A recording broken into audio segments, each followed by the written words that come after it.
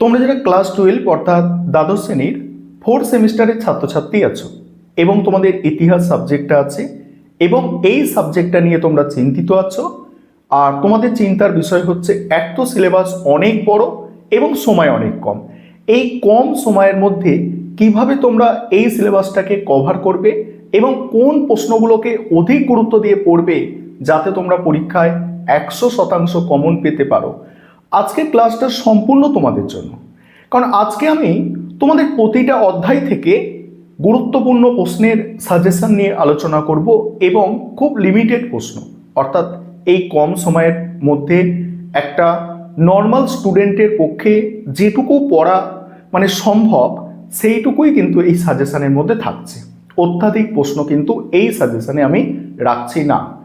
এবং তোমাদের একটা চ্যাপ্টার অর্থাৎ দ্বিতীয় যে অধ্যায় আছে এই অধ্যায় থেকে কেবলমাত্র বড় প্রশ্ন অর্থাৎ 8 নম্বরের প্রশ্ন থাকবে এবং বাকি অধ্যায়গুলো প্রত্যেকটা অধ্যায় থেকে তোমাদের যে 1, 2, 3, 4 চারটে অধ্যায় আছে প্রতিটা অধ্যায় থেকে 3 এবং 4 নম্বরের প্রশ্ন থাকবে। চলো আমি স্ক্রিন রেকর্ডের মাধ্যমে তোমাদের সম্পূর্ণ সাজেশনটা আলোচনা করছি, তোমরা দেখে নাও। আশা করি এই সাজেশনটা তোমরা এখন থেকে যদি ফলো করো তোমাদের আর কোনো টেনশন বা চিন্তা থাকবে না।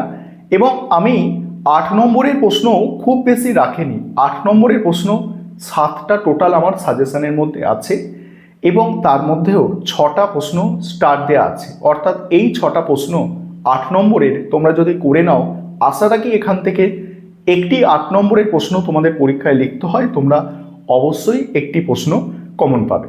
তাহলে এবারে তোমরা সম্পূর্ণ সাজেশনটা দেখে নাও। প্রথমে দেখো তোমাদের প্রথম অধ্যায় অর্থাৎ অধ্যায় 1 থেকে তোমাদের কেবলমাত্র 3 নম্বর এবং 4 নম্বরের প্রশ্ন থাকবে। এখান থেকে কোনো 8 নম্বরের প্রশ্ন থাকবে না। 8 নম্বরের প্রশ্ন কেবলমাত্র তোমাদের দ্বিতীয় অধ্যায় থেকে থাকবে। এখানে প্রথম প্রশ্ন দেখো, প্রথম প্রশ্ন হচ্ছে 1857 খ্রিস্টাব্দে মহাবিদ্যের প্রকৃতি বা স্বরূপ আলোচনা করো। এখানে ব্র্যাকেটে কি লেখা আছে, সিপাহী বিদ্রোহ না প্রথম স্বাধীনতা যুদ্ধ, এই বিতর্কটি ভালো করে এখানে পড়বে। তারপরে কি বলা হচ্ছে দ্বিতীয় প্রশ্ন, 1857 খ্রিস্টাব্দে বিদ্রোহের ব্যর্থতার কারণগুলি আলোচনা করো। নেক্সট, 1857 মহাবিদ্যের প্রত্যক্ষ কারণ কি ছিল। এখানে এনফিল্ড রাইফেলের প্রসঙ্গ তোমাদের কিন্তু লিখতে হবে প্রত্যক্ষ কারণে। তারপরে 1857 খ্রিস্টাব্দের বিদ্রোহের ফলাফল বা প্রভাব আলোচনা করো। এখানে কোম্পানির শাসনের অবসান এবং মহারানীর ঘোষণাপত্র, ওই পোর্শনটা এখানে কিন্তু তোমাদের ব্যাখ্যা করতে হবে। তারপরে মহাবিদ্রোহকে কি সামন্ততান্ত্রিক প্রতিক্রিয়া বলা যায়, যুক্তিসহ লেখো। এবার দেখো এখানে এই কটা প্রশ্ন দেওয়া আছে, তার মধ্যে যেগুলো মোস্ট ইম্পর্টেন্ট সেটা স্টার দিয়ে চিহ্নিত করা হয়েছে। এবার 2 নম্বর অধ্যায়, আরেকটা বিষয় তোমাদের বলার আছে যে তোমাদের জন্য কিন্তু পিডিএফ নোটস তৈরি করা হয়েছে, অর্থাৎ স্টাডি মেটেরিয়াল তৈরি করা হয়েছে। তোমরা যদি কেউ স্টাডি মেটেরিয়াল কিনতে চাও সেক্ষেত্রে তোমরা নিচে একটা হোয়াটসঅ্যাপ নম্বর বা ফোন নম্বর দেখতে পাচ্ছ, ওই নম্বরে তোমরা যোগাযোগ করতে পারো। দেখো 2 নম্বর অধ্যায় থেকে তোমাদের 8 নম্বরের প্রশ্ন আসবে, তোমরা জানো এবং আমিও তোমাদের প্রথমেই বলে দিয়েছি। এখানে প্রথম প্রশ্ন, আলিগড় আন্দোলনে স্যার সৈয়দ আহমেদ খানের ভূমিকা ও এই আন্দোলনের সীমাবদ্ধতা আলোচনা করো। পরের প্রশ্ন হচ্ছে 1942 খ্রিস্টাব্দে ভারত ছাড়ো আন্দোলনের প্রেক্ষাপট, গুরুত্ব ও ব্যর্থতার কারণ আলোচনা করো। নেক্সট প্রশ্ন, ভারতের স্বাধীনতা সংগ্রামে নেতাজি সুভাষচন্দ্র বসু ও আজাদ ফৌজের অবদান আলোচনা করো। নেক্সট, 1946 খ্রিস্টাব্দের নৌবিদ্যের কারণ ও তাৎপর্য মানে গুরুত্ব আলোচনা করো। তারপরে আইন অমান্য আন্দোলনের পটভূমি ও গুরুত্ব, এখানে এর সাথে বলা হচ্ছে ডান্ডি অভিযানটা একটু দেখে রাখবে, ঠিক আছে। তারপরে প্রশ্ন, অসহযোগ আন্দোলন কেন প্রত্যাহার করা হয়, এই আন্দোলনের গুরুত্ব ও বৈশিষ্ট্য আলোচনা করো। নেক্সট, ভারতের স্বাধীনতা সংগ্রামে চরমপন্থী রাজনীতির উদ্ভব ও দেখো লাল পাল এর ভূমিকা, অর্থাৎ লাল বাল পালের ভূমিকা আলোচনা করো। এখানে প্রথম 6টা মোস্ট ইম্পর্টেন্ট। তারপর এই অধ্যায় অর্থাৎ 2 নম্বর অধ্যায় থেকে তোমাদের 3-4 নম্বরের জন্য যেগুলো তৈরি করে রাখতে হবে। প্রথম প্রশ্ন, দ্বিজাতি তত্ত্ব বলতে কি বোঝো, এর প্রভাব কি ছিল। নেক্সট, মাউন্টব্যাটেন পরিকল্পনা সম্পর্কে টিকা লেখো। পরের প্রশ্ন, ক্রিপস মিশনের প্রস্তাবগুলি কি ছিল, ভারতীয়রা কেন তা প্রত্যাখ্যান করেছিল। নেক্সট, 1909 খ্রিস্টাব্দে মল্লে মিন্টো সংস্কার আইনের বৈশিষ্ট্য ও ত্রুটিগুলি আলোচনা করো। নেক্সট, 1935 খ্রিস্টাব্দে ভারত শাসন আইনের গুরুত্ব লেখো। নেক্সট, সিমলা ডেপুটেশন বা সিমলা দৌত কি?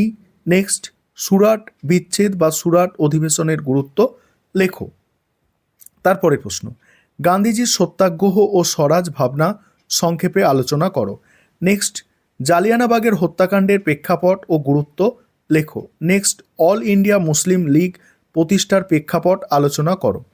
তারপরে 3 নম্বর অধ্যায় থেকে দেখো, 3 নম্বর অধ্যায় থেকে তোমাদের প্রথম প্রশ্ন আছে। এখানে 3 নম্বর অধ্যায় থেকে তোমাদের 3-4 নম্বরের প্রশ্ন তৈরি করতে হবে। প্রথম প্রশ্ন আছে, ভারতের সংবিধানের প্রধান বৈশিষ্ট্য আলোচনা করো। পরের প্রশ্ন, ভারতীয় সংবিধান প্রস্তাবনার গুরুত্ব ও তাৎপর্য ব্যাখ্যা করো। নেক্সট প্রশ্ন, ভারতের সংবিধান রচনায় গণপরিষদের ভূমিকা আলোচনা করো। নেক্সট, ভারতের সংবিধানে নারীর ক্ষমতায়ন এবং নারীদের অধিকার রক্ষায় কি কি ব্যবস্থা নেওয়া হয়েছে। এটা সিলেবাস অনুযায়ী অত্যন্ত গুরুত্বপূর্ণ প্রশ্ন, তাই এখানে ব্র্যাকেটে এটা লিখে দেওয়া হয়েছে। পরের প্রশ্ন, স্বাধীন ভারতের প্রথম 3টি পঞ্চবার্ষিকী পরিকল্পনার লক্ষ্য ও গুরুত্ব আলোচনা করো।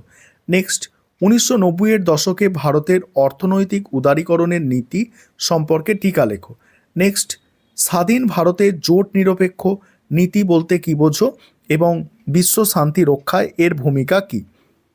নেক্সট, মিশ্র অর্থনীতি বলতে কী বোঝো, মিশ্র অর্থনীতি। এবারে দেখো শেষ যে অধ্যায় অর্থাৎ 4 নম্বর অধ্যায়, 4 নম্বর অধ্যায়ে দেখো 3-4 নম্বরের প্রশ্ন তোমাদের আসে।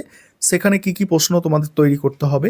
প্রথম প্রশ্ন, 1971 খ্রিস্টাব্দে বাংলাদেশের মুক্তিযুদ্ধের প্রেক্ষাপট ও ফলাফল আলোচনা করো। পরের প্রশ্ন, বাংলাদেশের স্বাধীনতা যুদ্ধে ভারতের ভূমিকা বা অবদান আলোচনা করো। নেক্সট, বাংলাদেশের মুক্তিযুদ্ধে ইন্দিরা গান্ধীর ভূমিকা কী ছিল। নেক্সট, ভারত সোভিয়েত মৈত্রী চুক্তি সম্পর্কে টিকা লেখো। নেক্সট, ভাষা আন্দোলন কিভাবে বাংলাদেশের স্বাধীনতা সংগ্রামের ভিত্তিপ্রস্তর স্থাপন করেছিল। নেক্সট, 1972 খ্রিস্টাব্দে সিমলা চুক্তি সম্পর্কে টিকা লেখো। আর নেক্সট, শেখ মুজিবুর রহমান ও আওয়ামী লীগ কিভাবে মুক্তিযুদ্ধে নেতৃত্ব দিয়েছিল।